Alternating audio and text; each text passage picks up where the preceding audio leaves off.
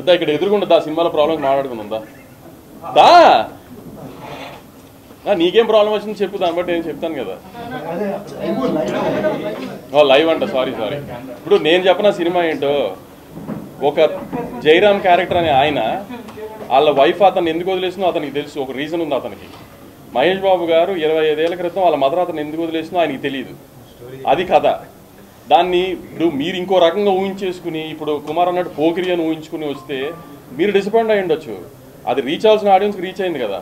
కొంతమంది reviews emotion లేదండి అంటే, ఎమోషన్ అంటే ఏంటి, మహేష్ బాబు కూర్చొని ఏడుస్తూ ఉండాలి అండి. అదే అంటే నాకు ఎగ్జాక్ట్లీ లొకేషన్ లేట్గా వచ్చామో కానీ ముందు చెప్పా నేను, I don't think we have promoted the film in such way that it's a family film అని ముందు చెప్పలేదేమో, దాని మూలాన్ని కొంచెం ఆ ఫస్ట్లో బ్యాక్లాష్ వచ్చిందేమో అని అందుకే అనుకుంటున్నాను నా సైడ్ నుంచి అని కూడా చెప్పాను. అందుకే అదే చెప్పాను నేను. ఆ అనేయం షోస్ వేయటం మూలాన, ఆమె సినిమా ఇట్లా ఉంటుంది ఫ్యామిలీ జానర్లో ఉంటుంది అని చెప్పకపోవడం మూలాన ఆ బ్యాక్లాష్ వచ్చిందేమో ఫ్యాన్స్ సైడ్ నుంచి అని. అయినా ఫ్యాన్స్ చాలా సపోర్ట్ చేస్తున్నారు, ఎందుకంటే ఇప్పుడు ఈ లేడీ వీడియో విశ్వనాథ్ ఇట్లాంటి అన్ని వీడియోస్ని ఫ్యాన్సే తీసి పంపిస్తున్నారు మాకు. అంత సపోర్ట్ చేశారు ఫ్యాన్స్ దీనికి.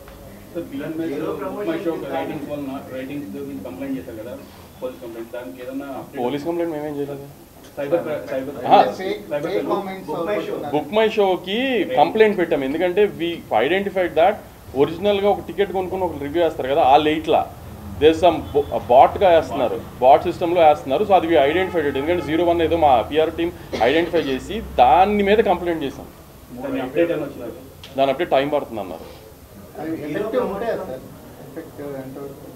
ఎఫెక్ట్ ఏమి ఉండదు, ఇప్పుడు కావాలని చేస్తున్నారు అనేది ఐడెంటిఫై చేసాము, అందుకని దాని మీద ఛాంబర్కి చెప్పాము. ఇప్పుడు జనరల్గా వచ్చే వాటి గురించి ఏం రెస్పాండ్ అవ్వట్లేదు కదా, మనం కావాలని చేశారో అని ఐడెంటిఫై చేసి అందుకని దాని మీద రెస్పాండ్ అయ్యాం. కాదండి, ఇంత పెద్ద big production house, big hero, top hero సినిమాకి ఈ రకమైన కాన్స్పిరసీ జరిగింది అంటే చిన్నోళ్ళు టార్గెట్ అయితే ఖచ్చితంగా పెద్దోళ్ళనే కదా టార్గెట్ చేస్తారు, చిన్నోళ్ళు ఎందుకు టార్గెట్ చేస్తారు? అవన్నీ మీరే కనుక్కొని చెప్పాలి. The most powerful media in the country, మా తెలుగు మీడియా, మీరే పవర్ఫుల్ కనుక్కొని చెప్పాలి నాకు ఏం జరిగిందనేది.